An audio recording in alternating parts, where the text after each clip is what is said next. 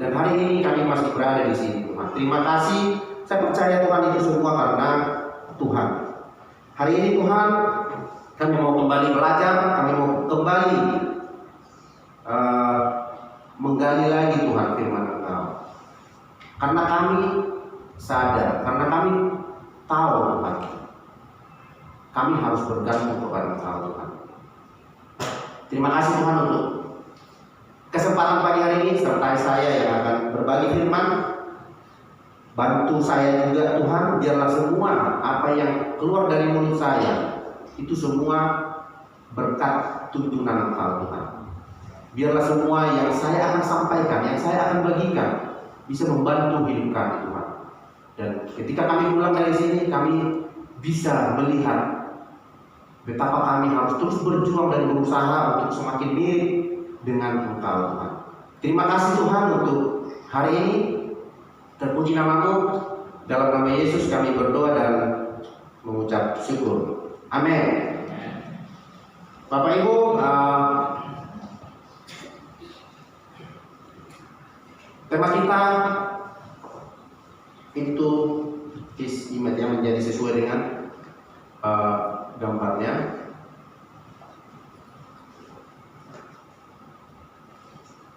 Ini ayat yang menjadi ayat tema kita tahun ini.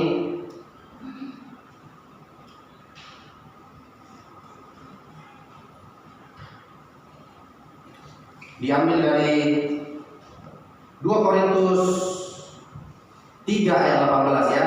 Saya akan bacakan. Dan kita semua mencerminkan kemuliaan Tuhan dengan muka yang tidak berselubung. Jadi kita sebagai seorang murid adalah mencerminkan kemuliaan Tuhan dengan muka yang tidak terselubung. Artinya terselubung. Jadi tidak ada yang menghalangi masuknya. Tidak ada yang menutupi. Jadi terbuka dia. Dan karena kemuliaan itu datangnya dari Tuhan yang adalah Roh, maka kita diubah menjadi serupa dengan gambarnya dalam kemuliaan yang semakin besar. Bapak Ibu, hari ini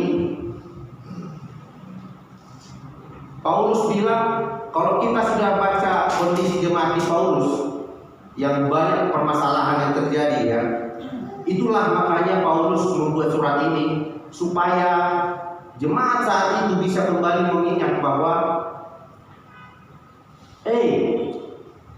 kita ini semua mau melihat Yesus loh.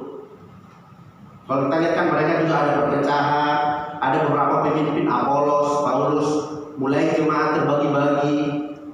Ada yang lebih suka Paulus, ada yang lebih suka Apolos. Paulus ingatkan Yesus yang mau kita lihat. Jemaat, Yesus yang mau kita contoh di sini. Bukan saya, kata Paulus. Bukan Apolos. Saya hanyalah, kita ini sama. Sama mungkin hari ini Bapak Ibu, apa yang terjadi di jemaat Korintus itu bisa terjadi di jemaat Siantar hari ini. Bisa terjadi. Bisa ada orang yang nanti akan lebih suka, saya lebih suka itu, pemimpin itu. Saya lebih suka itu. Akhirnya mulai timbul perpecahan. Itulah yang terjadi di jemaat Korintus. Jadi minggu pertama Bapak Pendeta Robin sudah mengajarkan kita sebagai seorang murid Yesus, kita harus menjalani proses, yaitu kita lagi ada program juga di mana kita sebagai murid Yesus kita harus upgrade. Sebagai seorang yang kita dikasih anak bimbingan, kita harus membimbing mirip seperti Kristus. Jadi senternya itu adalah Yesus, bukan Pak Pendeta, apalagi saya. Siapa saya? Saya adalah murid Yesus biasa yang tidak tahu apa-apa, Yang bahkan dulu saya itu orang yang tidak suka dengan apa namanya itu ya. Saya itu nggak suka peduli dengan orang sebenarnya. Saya orang yang egois, saya sangat egois. Tapi ketika saya dipanggil jadi murid, dipilih jadi murid, saya harus peduli akan hidup orang. Itu kan nggak mudah. Saya harus mengasihi orang. Saya harus bisa sabar dengan orang. Karena apa? Akhirnya saya mau melakukan itu. Ya karena saya lihat Yesus. Nah, hari ini Pak Pendeta Robin minggu pertama sudah ajarkan kita sebagai seorang murid Yesus, kita harus mengasihi atau membimbing ya dengan mengikuti cara Yesus. Jadi Bapak Ibu, saya dan kita semua di sini mempunyai tanggung jawab yang sama. Mungkin hari ini saya di sini bisa sharing di sini bukan karena saya lebih hebat, bukan.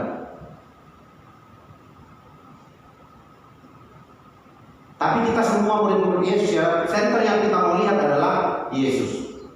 Yang kedua, menjadikan yang kita bimbing atau yang kita sedang kasihi, yang kita sedang ajari, mirip juga seperti Yesus. Jadi jangan kita ajarkan orang-orang mirip seperti ya bukan Yesus. Mungkin itu bisa sosok pemimpin, mungkin kita arahin orang supaya mirip seperti Harlem contohnya, seperti Budi atau seperti Pak Pendeta Robin. Jadi Yesus yang kita mau lihat, kasih ingatkan senternya itu. Itu yang Pak Pendeta ajarkan minggu pertama. Yang ketiga, kita harus saling menasihati, saling mengajar dengan nilai dan prinsip Alkitab. Jadi prinsip yang kita pakai untuk membantu orang hari ini bukan prinsipnya kita, tapi prinsip Alkitab. Itu yang kita mau sampaikan ke jemaat. Nah, inilah yang terjadi saat itu di jemaat Korintus, sehingga Paulus harus mengeluarkan surat.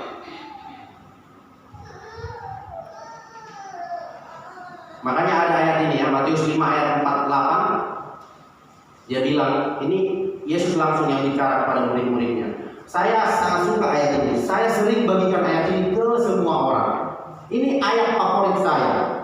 Bahkan berapa kali aku sharing khotbah di sini, ini saya ingat sering muncul karena saya suka dengan ayat ini. Inilah yang membuat saya hari ini semangat menjadi murid. Ketika orang lain, ketika pemimpin saya, pembimbing saya juga secara pribadi melakukan kesalahan, saya ingat ayat ini. Ini yang membuat saya bangkit. Karena itu haruslah kamu sempurna, sama seperti Bapakmu yang di surga adalah sempurna. Dulu ada seorang saudara bilang sama saya begini, bro, tapi kan manusia nobody perfect, tidak ada yang sempurna manusia katanya. Betul, tidak ada yang sempurna. Tapi Yesus bilang, memang kamu tidak sempurna, tapi kamu harus sempurna. Jadi bukan kesempurnaannya yang Yesus mau, tapi proses menuju kesempurnaannya itu kamu ikutinya. Karena banyak orang dia memakai gak ada yang sempurna, akhirnya itu membuat dia gak ada yang sempurna. Semua orang kan punya kelemahan masing-masing, betul nggak? Saya punya kelemahan di sini, yang lain punya kelemahan di sana. Tapi orang biasanya jadi memakai itu, ya memang gak ada yang sempurna bro. Jadi kelemahanku ini, ya udah ini kelemahanku. Tapi Yesus bilang gak bilang begitu. Kamu harus keluar dari kelemahan itu. Kamu harus bertumbuh. Yang dulunya saya seorang pemarah, sampai hari ini masih pemarah, berkuranglah dikit-dikit. Nanti tanya istri, udah berkurang enggak? Istri itu patokannya.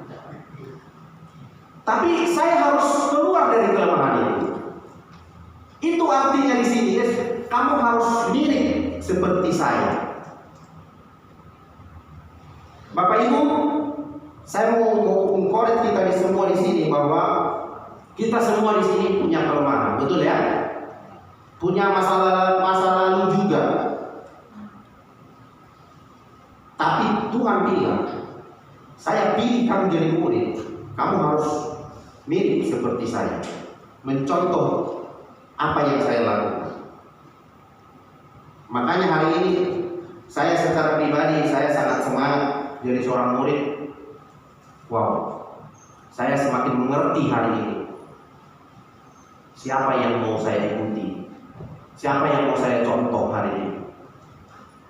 Minggu kedua juga, minggu lalu Bapak Pendeta John sudah ajarkan kita untuk kita bisa mirip seperti Yesus. Kita harus lihat kemuliaannya Tuhan. Lewat kemarin kita diajari lewat bahwa Tuhan itu sangat hebat ya. Dia ajarkan kita tentang coba lihat galaksi, ciptaan-ciptaan Tuhan yang hari ini luar biasa, itu sangat hebat. Kita diajarkan untuk kita bisa melihat lewat ciptaannya kemuliaan Tuhan itu. Jadi untuk kita bisa segambar dengan Yesus, kita harus menerima kemuliaan itu. Bukan hanya menerima, tapi mencerminkan kemuliaan itu juga lewat hidup kita. Dan saya secara pribadi ya sangat bersyukur berada di Jemaat Siantar hari ini ya. Banyak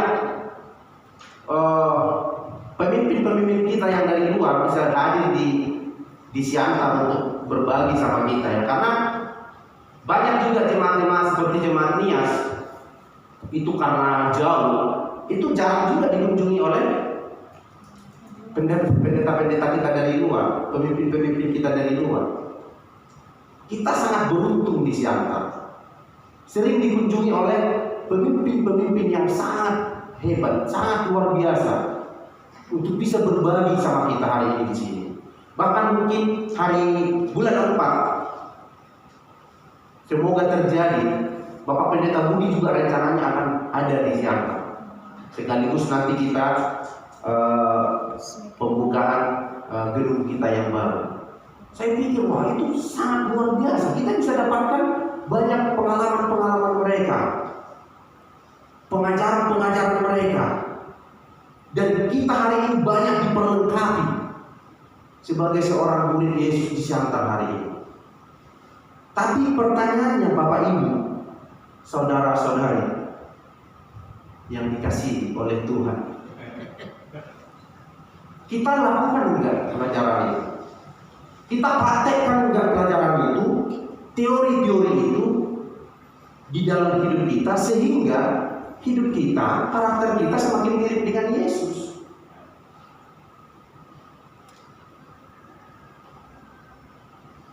Ya bro, saya praktekkan kok.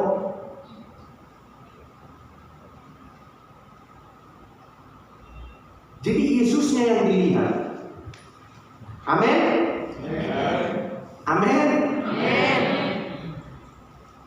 Nah, selanjutnya ini surat Korintus ini yang terjadi di jemaat Korintus. Di 1 Korintus jemaat dan jemaat bermasalah. Ini juga yang dibagikan Pak Pendeta John Sinaga minggu lalu ya. Di 2 Korintus jemaat bermasalah dengan Paulus. Ini menarik. Waktu saya baca, iya ya. Jadi Paulus itu ternyata, kenapa Paulus tulis surat ini? Tadi dibilang bahwa kita harus memancarkan kemuliaan Tuhan itu tanpa terselubungkan. Nah, saya percaya hari itu, saat itu jemaat di Korintus sudah berhenti hidup sebagai murid saat itu. Bahkan bukan hanya berhenti, tapi secara moral mereka menurun. Bukan lagi hidup seperti yang Yesus mau, bukan lagi hidup seperti murid Yesus saat itu. Makanya Paulus tulis surat ini. Makanya Paulus buat program ini. Kita harus 3.0. Berarti saat itu Paulus sudah buat 3.0 saat. Artinya orang kenapa berhenti bertumbuh? Karena ada selubung kan. Ada yang menghalangi dia. Mungkin itu dosa. Mungkin itu karakter kita yang lama, yang kita tidak mau keluar dari sana. Itulah yang membuat jemaat itu berhenti bertumbuh, bahkan semakin jauh dari kebenaran itu sendiri. Dan itulah yang mau coba Paulus sampaikan. Lu jangan lupa, lihat Yesus. Oke, kita boleh melakukan kesalahan, nggak apa-apa. Kita boleh melakukan pelanggaran, kita boleh jatuh dosa, nggak apa-apa. Tapi bangkit lagi. Yesus mengampuni kita. Yesus sudah mati untuk kita. Ayo. Itu kurang lebih yang mungkin saya coba bayangkan yang Paulus sampaikan kepada jemaat Korintus saat itu.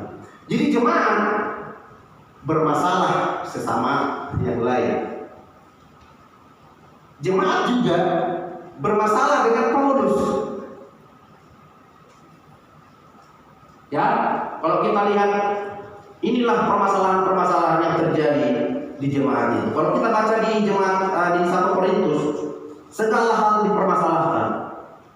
Itu yang terjadi. Iya ya, waktu saya baca ini iya ya. Dan tapi kabar baiknya adalah ini yang akhirnya sekarang membuat saya ketika ada masalah pun saya tidak boleh reaksi.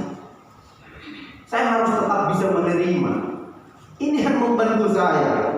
Saya coba bayangkan posisi Paulus saat itu. Terjadi perpecahan, bahkan pecah belah. Bayangkan murid Yesus melakukan kembali lagi ke dosa-dosa lama. Bahkan kalau kita baca ada hubungan yang terlarang juga di sana. Terus perkara pengadilan, masalah pernikahan juga ada. Sama mungkin hari ini Bapak Ibu. Masalah pernikahan hari ini di jemaat mungkin ada. Gak apa-apa. Ayo bangkit lagi. Kembali lihat lagi Yesus. Untuk kita bisa akhirnya yang tadinya marah teredam marah. Apalagi yang muncul? Persembahan berhala, persoalan makanan pun dipermasalahkan. Beda selera pun dipermasalahkan. Ada yang hari ini seperti itu dicatat. Gara-gara makanan bermasalah. Gak apa-apa, kalaupun ada, amin. Kita lihat lagi Yesus, bangkit lagi. Itu maksudnya. Jangan berlama-lama di sana. Terus apa lagi? Semuanya. Masalah peran pria dan wanita juga. Ini pun dipermasalahkan. Masalah perjamuan kudus. Terus di 2 Korintus segala hal dikritik. Semua dikritik. Paulus tidak konsisten. Berulang kali janji mau datang. Ternyata dia pernah janji juga mau datang ke jemaat Korintus, nggak datang. Ya. Ada nggak di sini yang mungkin ada janji dibatalkan? Ya. Gimana? Memang ya normal manusiawi, kita pasti akan kena, pasti akan kecewa. Tapi ingat lagi Yesus. Itu yang mau coba Paulus tekankan ya. Terus Paulus pengecut, beraninya surat aja, nggak berani datang. Guntur pengecut, nggak berani datang, hanya WA aja. Memang Guntur minta maaf, tapi lewat WA. Coba kalau datang mau ketemu, ada nggak yang begitu? Ada, tapi nggak apa-apa. Kita semua diampun, kita semua udah dapat kasih karunia ini. Kita tinggal bangkit aja. Kita lihat ayat ini, kita baca, wow. Kenapa orang tidak bro? Ya itu yang menjadi selubung yang ada di dalam diri kita. Akhirnya kita nggak bertumbuh sebagai seorang murid Yesus. Terus apa lagi? Paulus tidak punya surat rekomendasi. Paulus tidak terus terang. Ada yang dirahasiakan dia. Paulus tidak berperasaan. Akhirnya sering nih kurang perhatian, tidak diperhatikan. Ternyata ini udah terjadi di jemaat Korintus. Makanya ketika hari ini saya bersyukur kita dikasih juga tanggung jawab untuk pegang grup ya. Banyak permasalahan-permasalahan yang muncul. Tapi hari ini saya bisa lebih sabar, lebih tenang menghadapi ini karena saya baca ini. Gak apa-apa kamu merasa tidak diperhatikan. Ya udah sorry, kita sorry.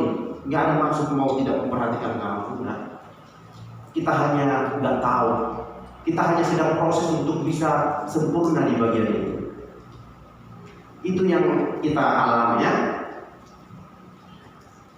Terus apa lagi? Paulus bukan pembicara fasih. Jadi Paulus tidak memungut biaya. Jadi semua dipermasalahkan, semua dikritik. Hari ini Bapak Ibu, apa yang sedang kita kritik hari ini? Sebagai seorang murid di dalam jemaat, apa yang kita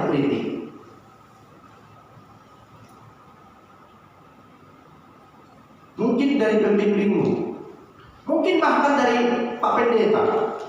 Saya sebagai seorang anak bimbingan, kalau saya tulis kesalahan-kesalahan pembimbing saya, nggak cukup satu buku. Banyak alasan untuk saya bisa kritik, banyak. Tapi Paulus mau coba tekankan bahwa pusat kita adalah bukan itu. Yang kita mau lihat adalah Yesus.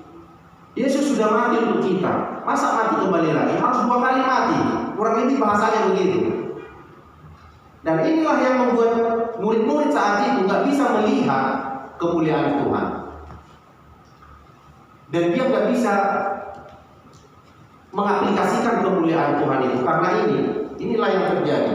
Jadi kemuliaan Tuhan itu jadi nggak nampak. Nah, hari ini Bapak Ibu, saya mau encourage kita semua, mungkin jangan berkecil hati. Saya secara pribadi pun sampai hari ini masih sering melakukan kesalahan, masih sering. Tapi saya ingat kembali, wah, saya harus bangkit, nggak boleh saya lama-lama, Besok mungkin kesalahan saya ini, tapi besok mungkin lebih kecil kesalahan itu. Itu yang saya membuat saya hari ini semangat hidup jadi murid. Amin. Dan hari ini sebenarnya banyak pelajaran-pelajaran sudah kita dapat secara teorinya ya. Kita sangat tadi saya bilang sangat beruntung akan hal itu. Dan hari ini saya akan banyak juga sharing tentang hidup saya secara pribadi. Apa yang saya jatuh, apa yang saya lakukan untuk semakin mirip dengan Yesus itu.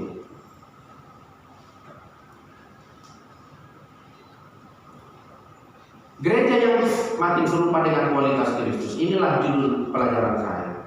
Bapak Ibu, saya mau ajak bahwa sebagai seorang murid, kita harus menjadikan gereja atau grupnya kita atau kita secara pribadi yang semakin serupa dengan kualitas Kristus. Jadi standarnya Yesus. Kalau pendeta atau saya sebagai pemimpin grup misalnya, bisa nggak melakukan kesalahan? Ya sangat bisa lah. Setiap hari pun saya melakukan kesalahan.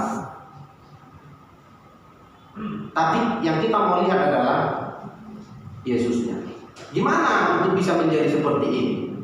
Apa yang kita harus lakukan untuk kita bisa menjadi gereja yang semakin serupa dengan kualitas Kristus, atau grup kecil yang semakin serupa dengan Kristus, atau pribadi yang semakin serupa dengan kualitas Kristus?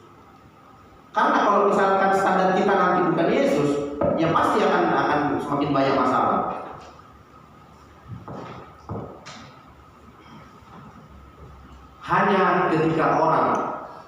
Hanya ketika setiap orang memilih untuk intim dengan Tuhan lah, kita bisa menjadi semakin mirip dengan Yesus. Jadi poin yang saya mau banyak bagikan hari ini adalah untuk kita bisa mempunyai kualitas Kristus itu, kita harus intim dengan Tuhan dan menyukai kebenaran.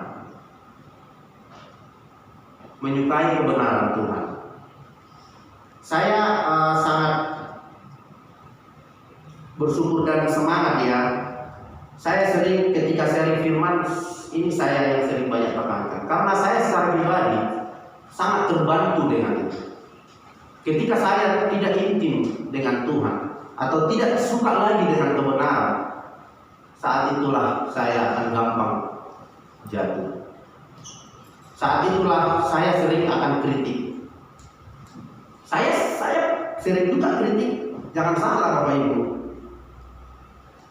Ini, kamu ini, terutama pada pemimpin saya. Jadi itu manusia tidak apa-apa. Tapi kita mau diajarkan hari ini, gimana kita supaya ketika ada kesalahan pun kita terus lihat Yesusnya. Akhirnya sebagai seorang pribadi kita mempunyai kualitas yang semakin mirip dengan Yesus. Gimana caranya? Kita harus intim dengan. Kita harus kenal Tuhan lebih dalam lagi. Hari ini Bapak Ibu, banyak orang yang mungkin kalau diajak ke gereja suka ke gereja, suka yang namanya pelayanan, banyak, suka dengan kegiatan-kegiatan yang rohani. Tetapi pertanyaannya, ketika diajarkan kebenaran, ya tidak suka.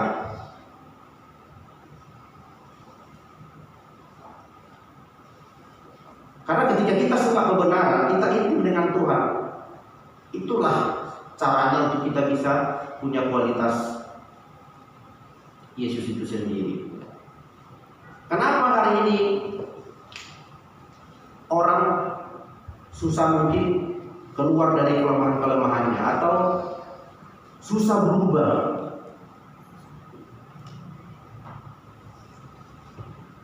Ya karena tidak intim dengan Tuhan, karena tidak suka dia dengan kebenaran itu.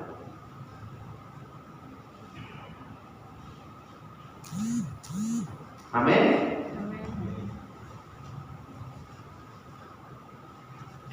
Seperti ini contohnya, ilustrasinya saya mau buat ya. Kalau kita suka dengan kebenaran atau intim dekat dengan Tuhan, apapun yang dia bilang itu pasti kita percaya, benar? Atau salah? Contohnya gini,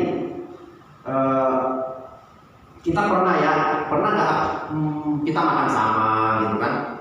Terus ada seseorang yang mau bayarin dulu gitu kan? Nanti yang lain transfer ke dia. Ada yang menduluankan gitu. Kenapa orang mau seperti itu? Ya karena yang bayar itu yakin yang lain nanti akan bayar. Benar kan? Kalau saya misalnya tidak percaya seseorang itu, saya tidak akan mau bayar duluan. Nanti nggak dibayar. Nah artinya apa? Ketika saya percaya terhadap seseorang itu, ya apapun saya akan lakukan. Kurang lebih seperti itu ya Bapak Ibu. Ya. Bagaimana, seperti apa sih gambaran Yesus yang kita mau contoh itu? Ini mungkin ayat udah sering kita baca ya. 1 Korintus 13 ayat 4 sampai 7. Kasih itu sabar, kasih itu murah hati, ia tidak cemburu, ia tidak memegahkan diri dan tidak sombong. Ia tidak melakukan yang tidak sopan dan tidak mencari keuntungan diri sendiri. Ia tidak pemarah dan tidak menyimpan kesalahan orang lain.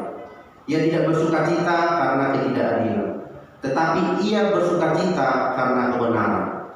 Ia menutupi segala sesuatu, percaya segala sesuatu, mengharapkan segala sesuatu, sabar menanggung segala sesuatu. Inilah gambaran Yesus atau karakter Yesus yang kita mau contoh. Inilah gambaran itu.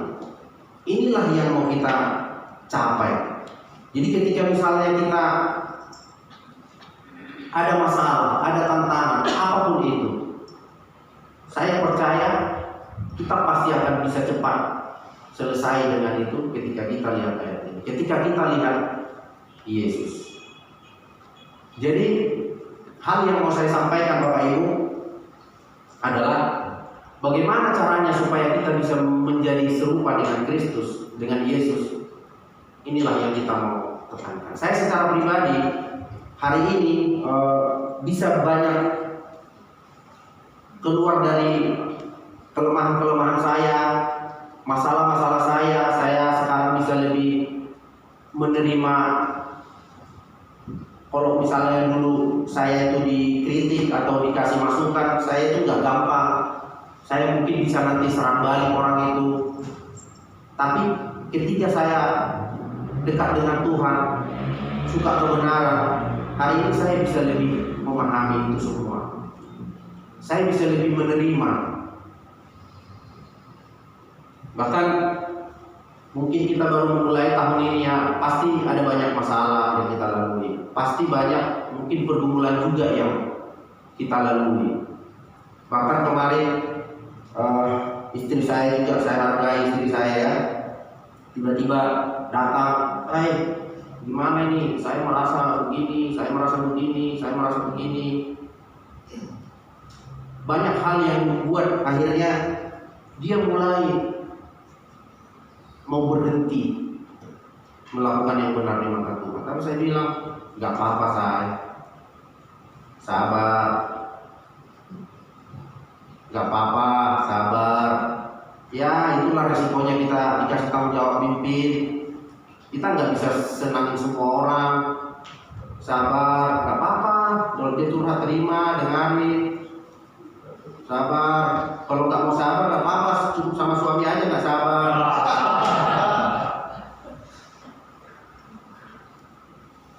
Saya bilang, iya. Resiko sebagai seorang yang dikasih tanggung jawab, nggak bisa nyenangin semua orang. Yesus saja nggak bisa nyenangin semua orang. Sabar ya saya. Yesus kalau disenangin semua orang nggak mungkin jadi disalib, benar ya? Karena ada lah yang merasa nggak senang, ya makanya dia disalib. Sabar, yang penting kita belum disalib. Nggak mudah. Bahkan kalau saya lihat saya dan istri saya itu berlatar belakang sebenarnya yang egonya sangat tinggi ya. Kita bukan orang yang gampang sebenarnya untuk peduli sama orang, bukan orang yang gampang sebenarnya untuk bisa dekat dengan orang, bukan orang yang gampang juga untuk bisa menerima kekurangan-kekurangan orang, bukan orang yang gampang. Tapi bersyukur hari ini kami sama-sama bisa grow di sana karena kami lihat, karena kami mulai pelan-pelan mulai suka dengan kebenaran itu, mulai menggali kebenaran itu, mulai kami intim dengan Tuhan, mulai kami sampai hari ini berjuang untuk mengimitasi karakter Kristus itu. Bapak Ibu, saya juga mau memberikan semangat untuk kita mengencourage. Kita pasti ada kesalahan, nggak apa-apa, pasti ada yang dosa, nggak masalah. Tuhan Yesus sudah mati untuk kita, bangkit aja, bangkit lagi. Itu yang hari ini membuat saya hari ini jauh lebih bisa menerima, jauh lebih bisa menahan emosi saya. Meskipun masih ada, masih muncul dosa-dosa itu, tetap masih muncul. Tapi ketika saya intim dengan Tuhan, ketika saya mulai semakin menyukai kebenaran, mulai menggali lebih serius lagi kebenaran, mulai intim dengan Tuhan, mulai mengimitasi, mempraktekkan dalam hidup, itulah yang membuat saya hari ini bisa semakin mirip sedikit demi sedikit dengan Kristus itu. Amin Bapak Ibu. Saya berharap yang saya bagikan ini, yang saya sharingkan ini bukan membuat kita untuk semakin down atau mungkin merasa bersalah, tapi saya mau mengajak Bapak Ibu untuk mari kita sama-sama bangkit. Mari kita sama-sama lihat Yesus. Kita bergandengan tangan, jangan saling menjatuhkan. Kita sama-sama. Saya secara pribadi juga kalau disuruh milih, aduh Tuhan, janganlah, nggak sanggup saya kalau disuruh milih. Tapi saya bersyukur hari ini Tuhan pilih. Dengan saya ditantang banyak hal, saya jadi bertumbuh, saya bisa menjadi semakin mirip dengan Yesus. Dan bukan di Markus Mazmur 33 ya. Ini ayat ini sangat membantu saya untuk hari ini bisa semakin dalam dengan Tuhan, semakin intim dengan Tuhan. Ini membantu saya. Mungkin nanti kalian bisa pelajari secara keseluruhan ayatnya, apa yang supaya nanti kita semua di sini bisa semakin dekat dengan Tuhan itu sendiri. Mazmur 33 bilang, bersorak-soraklah hai orang-orang benar dalam Tuhan, sebab memuji-muji itu layak bagi orang-orang jujur. Sebab firman Tuhan itu benar, segala sesuatu dikerjakannya dengan setia, dengan kesetiaan. Ia senang kepada keadilan dan hukum. Bumi penuh dengan kasih setianya. Berbahagialah bangsa yang Allahnya ialah Tuhan. Suku bangsa yang dipilihnya menjadi miliknya sendiri. Seorang raja tidak akan selamat oleh besarnya kuasa.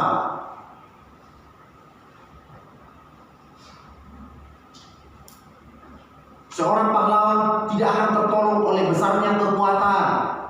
Kuda adalah harapan sia-sia untuk mencapai kemenangan.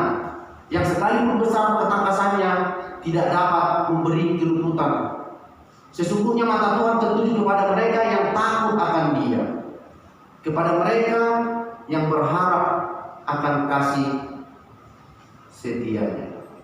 Jadi Tuhan, ini yang membantu saya. Iya ya, saya harus lebih mengutamakan kedekatan saya dengan Tuhan untuk saya bisa lalui semuanya.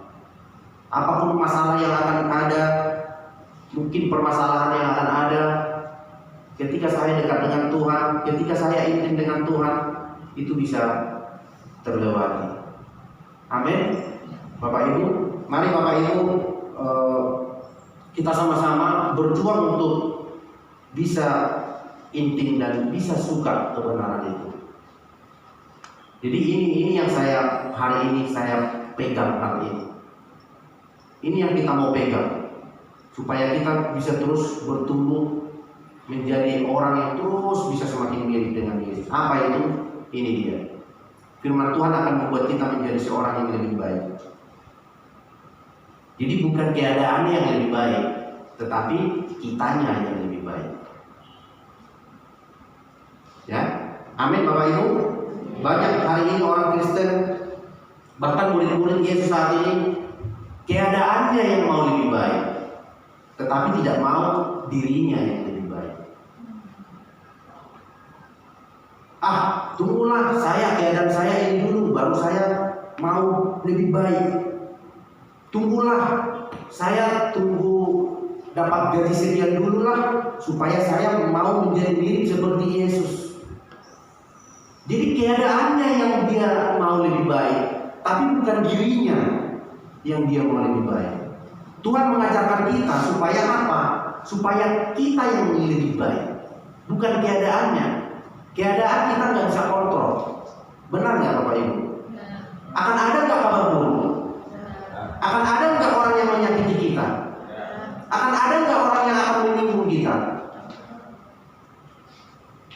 Hari ini aja saya takut turun dari panggung ini. Jangan-jangan ada yang tersakiti dengan omongan saya ini. Amin, Bapak Ibu. Saya berharap Bapak Ibu, kita semua di sini sebagai seorang murid-murid Yesus, kita bisa membedakan ini.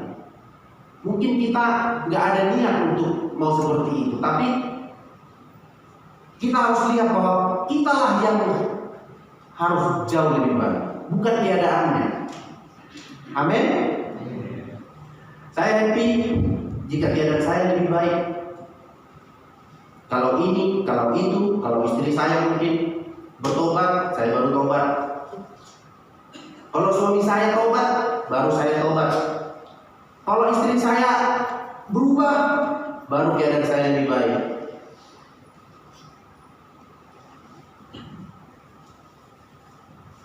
Mungkin sampai Yesus datang ke 7 kali, nggak akan lebih baik. Amin Bapak Ibu.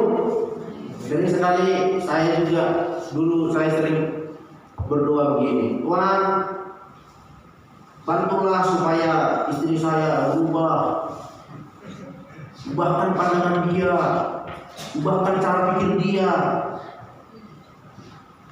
Saya sering dulu berdoa begini. Hari ini saya sadar, iya ya, kok saya lebih fokus istri saya yang saya doakan berubah. Waktu belajar tentang kisah ini, saya banyak hal yang saya dapatkan untuk saya secara pribadi, secara karakter saya bisa bertumbuh. Saya kadang-kadang kalau disampaikan istri saya, saya itu misalnya pemarah, emosi, gampang ke-trigger, itu saya bisa kena. Tapi sekarang saya mau bertumbuh, saya mau keluar dari sana. Makanya saya ini sharing ini lagi pelan-pelan ini saya ngomong. Saya takut salah. Enggak lancar ya. Terus apa lagi? Kalau ini bagus. Hari ini saya sering tanamkan ke diri saya untuk saya berdoa begini. Tuhan, ubahlah aku seturut kehendak-Mu. Saya percaya ketika kita berdoa begitu, pasti pasangan kita berubah. Karena saya sudah buktikan. Saya pernah doa ini, Tuhan, bantulah saya untuk saya bisa berubah menghadapi istri saya. Tiba-tiba selesai saya berdoa, langsung datang dari panggung. Rupanya dia dengar saya berdoa. Dia bilang, oh puji Tuhan, suami saya sudah ngerti apa yang dia harus doakan. Bukan lagi berdoa mendoakan sayanya yang harus berubah, tapi dia sudah sadar bahwa dianya yang harus berubah.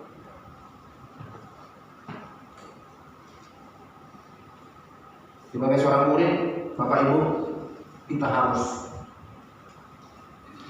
menjadi pribadi yang kitanya yang kita fokuskan bertumbuh, kitanya yang kita fokuskan menjadi lebih baik. Jangan-jangan mungkin pasanganku nggak mau berubah, nggak bertobat dari sini. Jangan-jangan karena doa kita, karena kesalahan kita juga pasangan kita nggak berubah. Amin. Ini ayat yang menguatkan bahwa ketika kita inti, kita suka kebenaran, pasti Tuhan akan mengubahkan keadaan itu. Jadi bukan kita yang mengubahkan keadaan, tapi Tuhan yang mengubahkan keadaan. Yang kita mau ubah adalah kitanya, diri kita, dengan senternya Kristus tadi. Yohanes 15 ayat 5. Akulah pokok anggur dan kamulah ranting-rantingnya. Barang siapa tinggal di dalam aku dan aku di dalam dia, ia berbuah banyak. Sebab di luar aku kamu tidak dapat berbuat apa-apa. Jadi ketika kita di dalam Yesuslah kita akan menghasilkan buah-buah itu, yaitu karakter-karakter Yesus itu tadi. Mazmur 25 ayat 14, Tuhan bergaul karib dengan orang yang takut akan Dia. Jadi Tuhan akan suka. Dia bilang di sini bergaul karib. Kalau karib itu kan teman karib, sangat akrab, sangat dekat. Jadi kalau udah dekat, saya yakin apapun yang kita mau, pasti dia akan ikuti. Tuhan bergaul karib dengan orang yang takut akan Dia, yang intim dengan Dia, yang suka dengan kebenaran Dia, dan perjanjiannya diberitahukannya kepada mereka. Jadi yang Dia janjikan itu pun akan dikasih tahu sama orang yang intim dengan Tuhan tadi. Mazmur 63, Mazmur Daud, ketika ia ada di padang gurun di Yehuda, ya Allah, Engkaulah Allahku, aku mencari Engkau, jiwaku haus kepadamu. Tubuhku rindu kepadamu, seperti tanah yang kering dan tandus tiada berair. Seperti itulah rindunya Dia. Hari ini Bapak Ibu, seperti itukah rasa haus dan lapar kita akan kebenaran firman Tuhan? Sehingga akhirnya kita menjadi teman karibnya Dia. Itu yang Tuhan mau. Makanya ada ayat saya lupa di mana. Dia nggak suka, Tuhan nggak suka dengan persembahan kita. Perform kita nggak suka. Tapi yang Tuhan paling suka adalah kita intim, kita haus akan kebenaran firman Tuhan. Yakobus 4 ayat 8. Mendekatlah kepada Allah, dan Ia akan mendekat kepadamu. Jadi ketika kita berjuang berusaha mendekat kepada Tuhan, ya Tuhan juga akan mendekat sama kita. Tahirkanlah tanganmu, hai kamu orang-orang berdosa, dan sucikanlah hatimu, hai kamu yang mendua hati. Jadi firman Tuhan membuka mata saya, membuka pikiran saya, bahwa tanpa saya suka kebenaran firman, tanpa saya intim dengan Tuhan, Tuhan juga tidak akan mau menjadi teman dekat saya. Ada satu coach gini bilang, kita mungkin tidak akan pernah bisa menjadi orang yang lurus, tetapi kita bisa berusaha untuk menjadi lebih lurus. Sama seperti tadi ayat bahwa Tuhan mau kita sempurna. Jadi Tuhan bukan mau melihat kita itu langsung sempurna, tapi Tuhan ingin lihat bagaimana kita berjuang menjalani proses demi proses, hari demi hari, semakin mirip dengan Yesus, semakin sempurna seperti Yesus. Sama seperti coach ini, mungkin kita nggak bisa langsung menjadi orang yang lurus, menjadi orang yang langsung benar, tetapi setidaknya kita bisa berusaha. Jadi usahanya itu yang Tuhan lihat untuk menjadi orang lurus. Saya akan tutup dengan satu cerita. Ini saya ambil dari ini gambar sebuah gereja. Kalau kita baca cerita-cerita bahwa di Eropa itu udah banyak gereja yang tutup, benar nggak ya? Bahkan menjadi kosong begini. Bahkan gedung gereja itu pun ada yang akhirnya dijual ke umum dan akhirnya dijadikan menjadi gedung-gedung pertemuan-pertemuan biasa, bukan lagi tempat-tempat ibadah. Dan hari ini mungkin sebagai seorang murid Yesus yang di zaman modern hari ini, kita bisa nggak mengalami hal yang sama seperti itu? Bisa nggak kita mengalami seperti yang di Korintus? Bisa. Kalau kita sudah mulai lari dari kebenaran firman Tuhan ini. Ada satu cerita ini saya ambil dari ada satu orang brother sharing sama saya, tapi saya rasa ini sangat membantu saya secara pribadi dan menguatkan keyakinan dan iman saya. Dengan kelemahan apapun, dengan dosa apapun, gimana supaya saya tetap bisa setia menjadi seorang murid. Ini sangat membantu saya. Ini ceritanya begini ya. Seorang pemuda datang ke pendeta dan berkata begini. Bisa dibaca ya. Ayah, aku tidak akan pergi ke gereja lagi.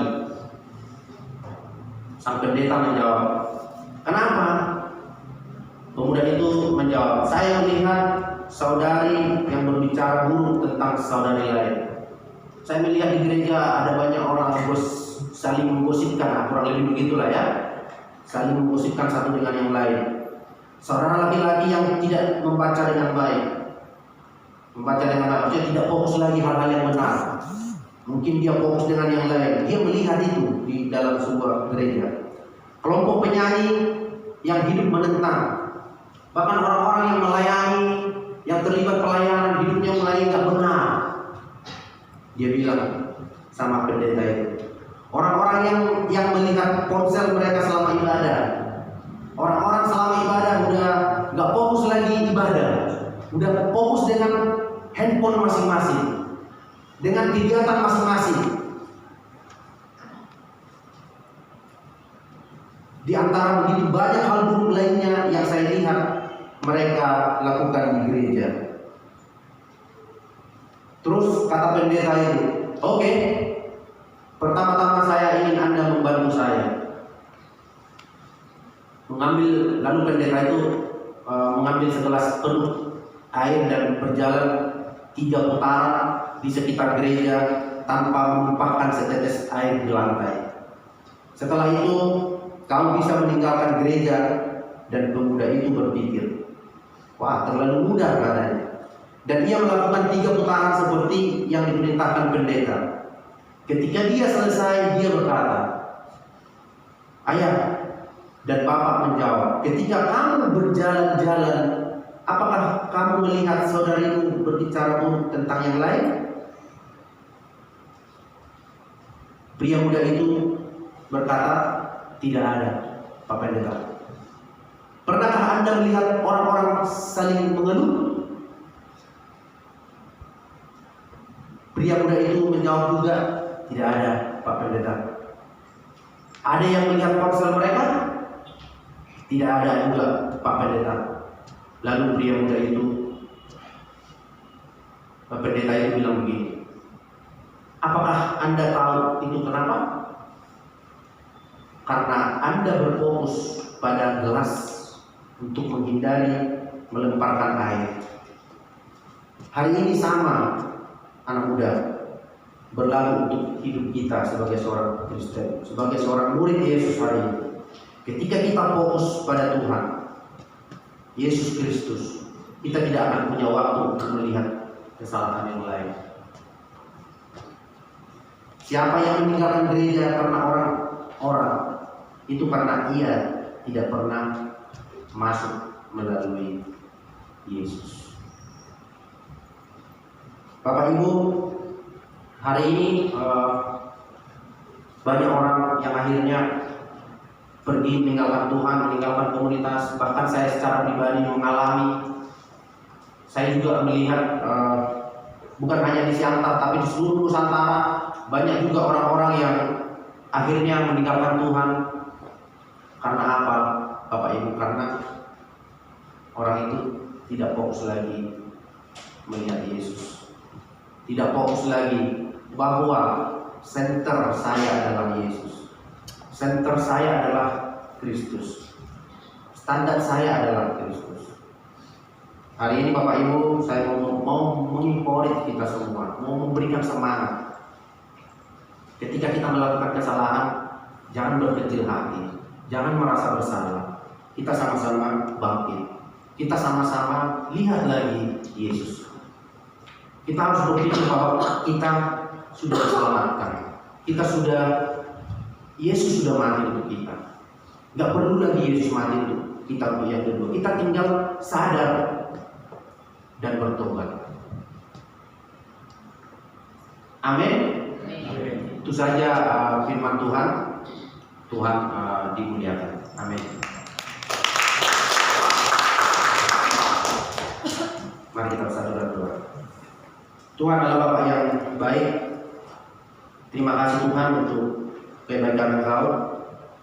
Terima kasih untuk firman Tuhan hari ini juga.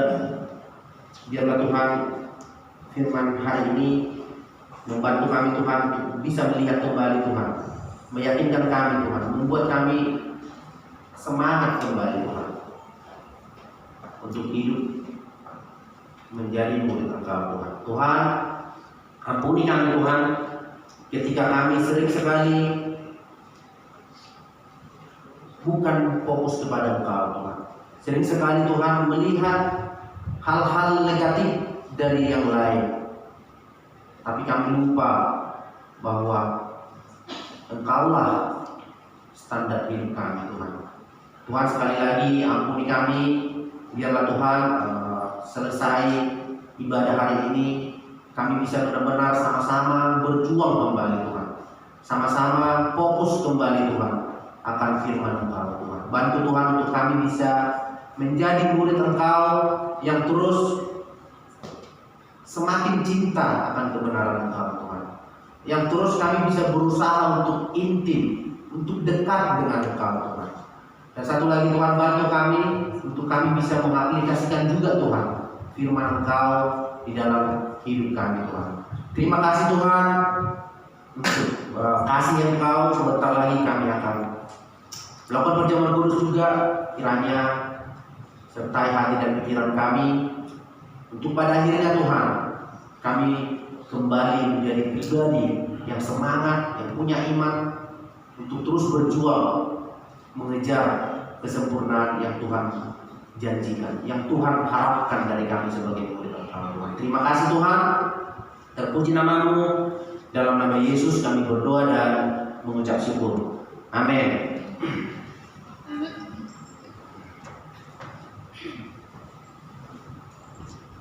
Selamat pagi Bapak Ibu Saudara-saudara sekalian. Hari ini mari kita bersyukur, mari kita bersukacita karena kita sudah mendengar firman Tuhan dari Bapak Guntur Maka ya. Mari kita beri semangat Bapak Guntur sudah menonton hari ini. Saya percaya firman hari ini akan sangat membantu kita untuk kita bisa semakin.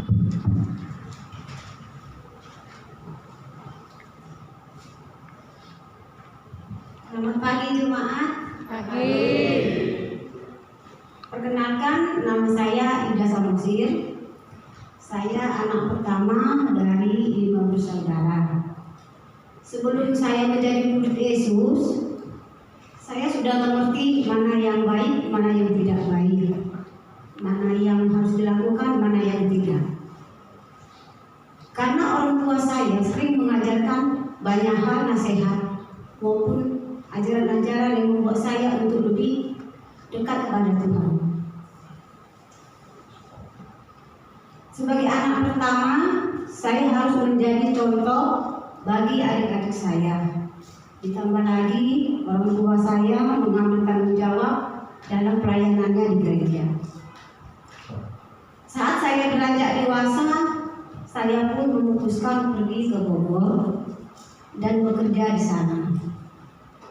Pada suatu hari saya bertemu dengan murid-murid Yesus di sebuah mall di Daun 2 di Kota Bogor. Mereka mengundang saya untuk ibadah bersama. Saya pergi membawa adik saya dan 1 orang teman saya. Sesampainya ibadah, saya terkejut dan heran karena yang beribadah dalam gedung itu hanya ada anak muda semua, tidak ada orang tua, tidak ada anak-anak seperti lazimnya di gereja. Tidak ada alat musik seperti sekarang ini, tidak ada panggung, mikrofonnya hanya 1, itu juga hanya untuk pendetanya saja. Penyanyinya tidak sab, mereka tidak seperti sekarang serempak ya, pakai seragam. Nah, untuk penyanyinya pun tidak seperti yang sekarang ini sangat pintar. Termasuk suami saya adalah penyanyinya. Itu hati lah ya. Mereka hanya menggunakan tangannya saja seperti akapela. Di situ saya heran, gereja apa ini itu ya? Saya bertanya, bahkan adik saya dan teman saya itu mengajak pulang. Katanya, Kak, kita pulang saja. Ini aneh gitu. Jadi saya pikir, kita harus menghargai orang yang telah mengundang kita. Kita teruskan. Lalu mereka ikut meneruskan ibadah itu. Namun tiba saatnya khotbah yang dibawakan oleh Bapak Pendeta Sahat Utagalu, hati saya pun sangat terkejut, sangat tertusuk di hati saya oleh firman yang dibawakannya. Setiap kritikal maupun hal yang tadi saya kritik hilang begitu saja, karena saya sudah sangat-sangat tertusuk dengan firman yang dibawakan Bapak Pendeta Utagalu saat itu. Singkat cerita, saya pun belajar Alkitab dan mengambil keputusan menjadi murid Yesus pada tanggal 14 Februari tahun 98. Dengan dasar iman yang kuat, saya diajarkan oleh Bapak Pendeta dan Abdi Chandra. Tahun 2021 saya pun menikah dan mempunyai 3 orang anak. Selama 26 tahun menjadi murid Yesus, Saya belum pernah mendapatkan penganiayaan secara fisik, tapi dibohongin iya. Pak Setio. Saya sering mengundang orang mengajak kita belajar. Zaman dulu tidak ada handphone ya, hanya alamat. Saya sudah menunggu lama berjam-jam, tapi mereka tidak datang. Itu tidak membuat saya patah semangat, tapi saya tetap semangat, tetap mengasihi mereka juga. Tapi dalam perjalanan murid, saya mendapatkan ujian yang secara emosi antara hubungan saya dengan Tuhan. Tuhan menguji saya secara emosional. Pada tahun 2017 saya mengalami kecelakaan yang cukup parah, membuat saya tidak bisa berjalan lagi. Peristiwa ini tidak mudah diterima oleh anak-anak saya, suami saya, orang tua, dan keluarga saya yang lainnya. Ini adalah hari yang sangat berat untuk saya jalani sebagai seorang ibu. Saya tidak bisa berbelanja, memasak, saya hanya dilayani. Untuk pergi kemana-mana pun saya harus digendong oleh suami saya. Mau ke gereja, maupun di depan umum, mau ke balai desa harus digendong. Hal ini saya alami selama 6 tahun. Namun demikian saya tetap semangat menjalani hari-hari saya. Saya tetap percaya diri. Saya tetap memiliki iman pada suatu saat nanti saya bisa berjalan. Saya tetap setia menjadi murid Yesus walaupun ada peluang untuk tidak datang ibadah. Saya bisa kuat karena ada Roh Tuhan dalam diri saya. Ada kekuatan Tuhan di dalam diri saya. Dan saat ini saya bersyukur dan bersukacita bisa berdiri di sini dan berjalan kembali. Itu semua karena pekerjaan Tuhan yang mendatangkan kebaikan bagi saya, yang selalu mempunyai iman dan pengharapan kepadanya. Dan juga kasih saudara-saudari di dalam jemaat, baik itu yang ada di Siantar, Jakarta, Bogor, dan Surabaya, yang memberikan saya support dan kasihnya. Makna salib bagi saya adalah Tuhan telah terlebih dahulu mengasihi saya dan menderita di kayu salib agar tetap kuat, agar saya tetap kuat dalam setiap ujian-ujian dalam kehidupan yang saya alami. Amin. Amin.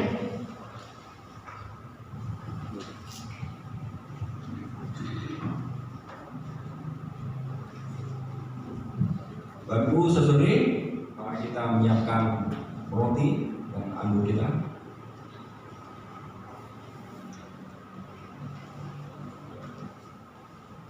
Mari kita angkat roti kita yang melambangkan tubuh Yesus.